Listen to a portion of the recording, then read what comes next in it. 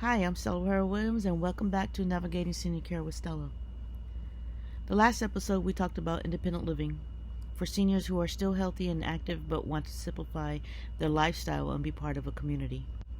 Today, we're talking about assisted living, and this is probably the most common type of senior living that families ask me about. Assisted living is an option when your loved one needs help with daily activities but doesn't need the round-the-clock medical care of a nursing home. It's that in-between space, more support than independent living, but less medical than skilled nursing. Let me start by explaining what assisted living actually provides. Assisted living communities provide housing, meals, and personal care assistance for seniors who can't safely live independently anymore, but don't need constant medical supervision. The key phrase there is personal care assistance. This means help with what we call activities of daily living, or ADLs. These are things like bathing, dressing, using the bathroom, managing medications, or getting around safely. So let's talk about who assisted living is designed for. Assisted living is ideal for seniors who need help with personal care tasks. Maybe they can't safely shower alone anymore, or they need help getting dressed, or they're forgetting to take their medications, or they have mobility challenges.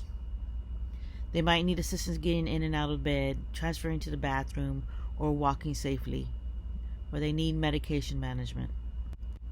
If someone is on multiple medications and needs someone to make sure that they're taking the right pills at the right time, assisted living provides that. If they aren't safe living alone anymore, maybe they've had falls, or they're leaving the stove on, or they're not eating properly. They don't need constant medical care, like they're not bedridden, they don't need a feeding tube or ventilator, and they don't require 24-hour nursing supervision. Here in Austin, I work with families all the time who are struggling with this transition.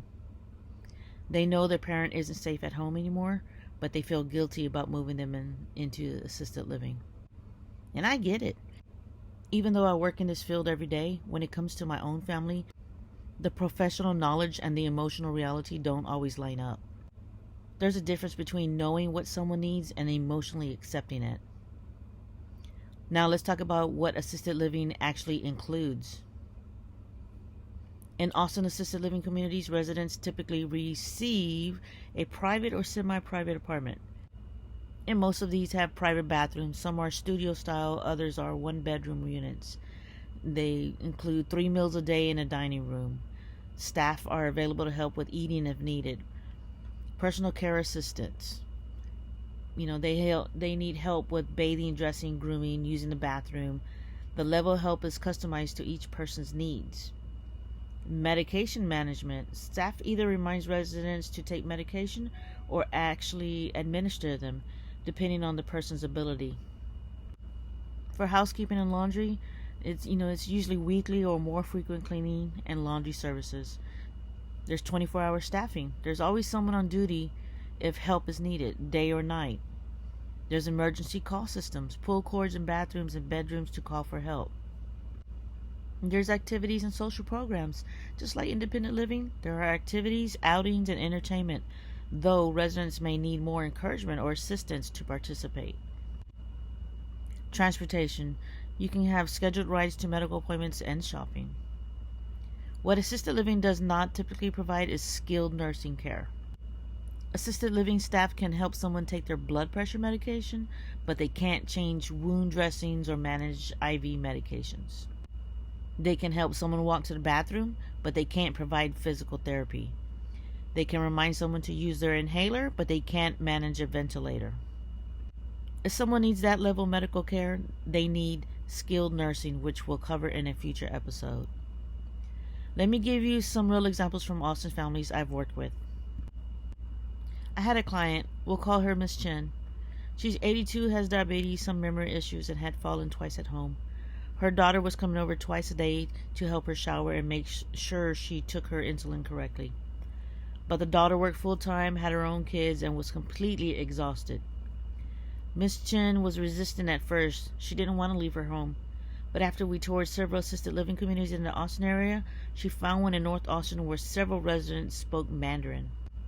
Within 2 weeks, Miss Chen had made friends. She was eating 3 meals a day, which she hadn't been doing at home. Her medications were being managed properly. She was safer, and her daughter could go back to being her daughter instead of her exhausted caregiver. That's what assisted living can do when it's the right fit at the right time. Another example, Mr. Rodriguez, 79, recovering from a stroke. He could walk with a walker but needed help with bathing and dressing. His wife was 76 and couldn't safely help him anymore. She'd already hurt her back trying. They moved together to an assisted living community in South Austin. He gets the help he needs with personal care, and she gets to be his wife again instead of his caregiver, and they're both in a safer environment. She told me, I feel guilty that I couldn't do it alone, but I also feel relieved that he's safe and I'm not so overwhelmed anymore. That's real, that's honest, and that's what a lot of families feel. Now let's talk about pros and cons, because every option has both. The pros of assisted living: safety and supervision. 24-hour staffing means help is always available. You have professional personal care. There's trained staff who knows how to safely assist with bathing, transfers, and mobility. You get medication management. There's no more worrying about missed doses or wrong medication. A big one is social connection. It's the opportunities to engage with others, even if participation needs encouragement. It's relief for family caregivers. Family members can go back to being family instead of exhausted caregivers.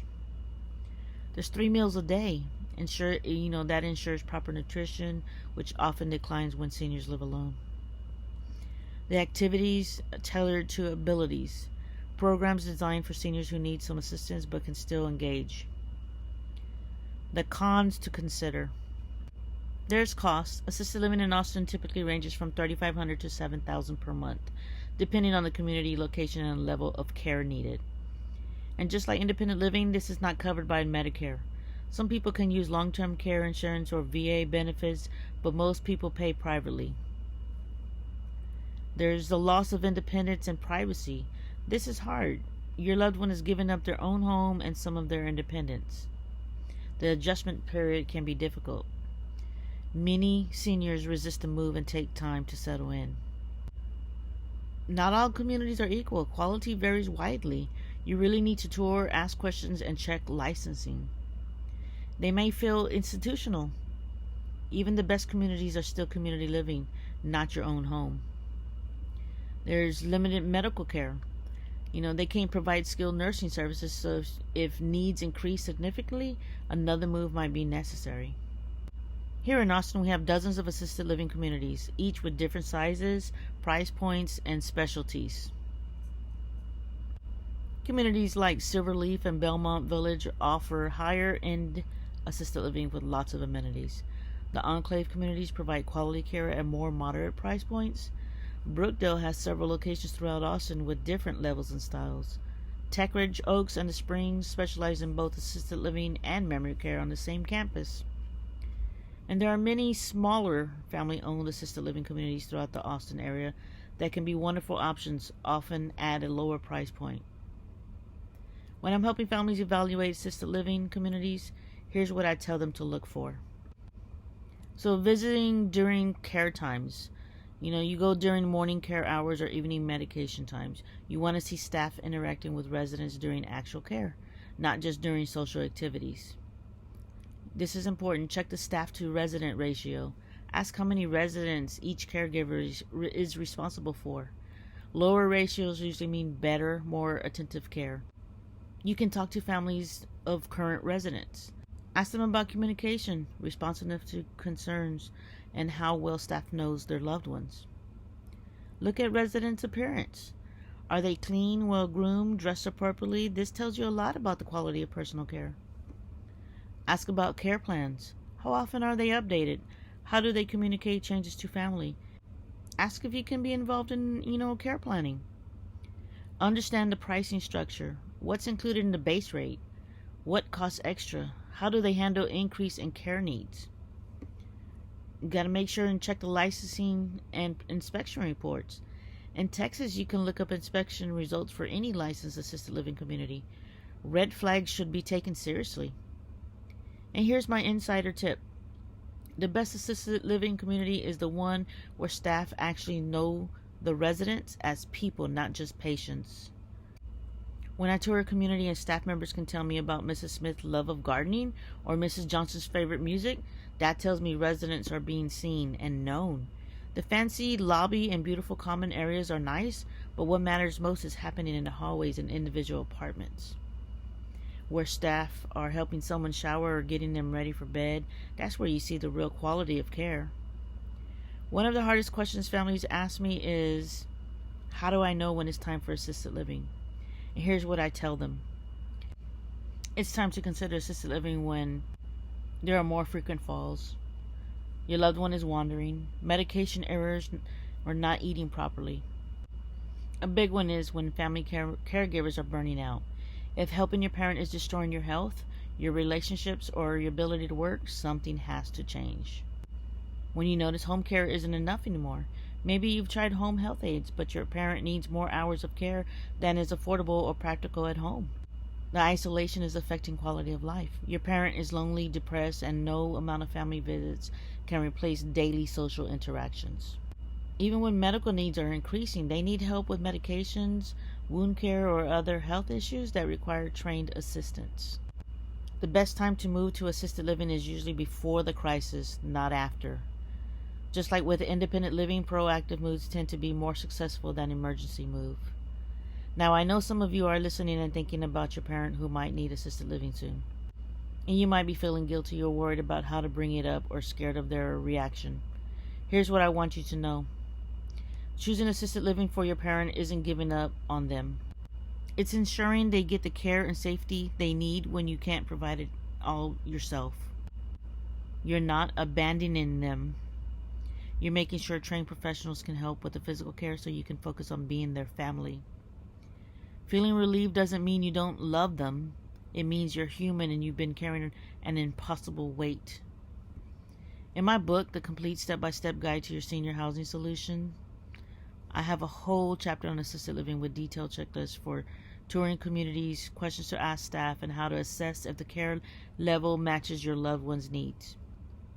The workbook that goes with it has an assessment tool to help you determine if assisted living is the right fit, and comparison worksheets so you can evaluate multiple communities side by side. You can find both books on StellaWilliamsTX.com.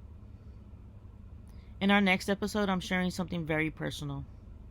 The day I broke my mom out of rehab facility. It's a story about trusting your instincts, the reality of facility care, and the difficult choice between safety at home versus safety in a facility. Until then, if you're exploring assisted living options in Austin and need guidance, that's exactly what I do through my work with Tour Senior Living. You can reach me at StellaWilliamsTX.com or visit tourseniorliving.org. Remember, asking for help isn't failure. Making sure your loved one is safe and cared for, even if that means assisted living, is one of the most loving things you can do. This is Stella Herrera Williams. Thanks for listening, and I'll see you in the next episode. Subscribe wherever you listen to podcasts and share this with anyone navigating these difficult decisions. You're not alone. Have a blessed day.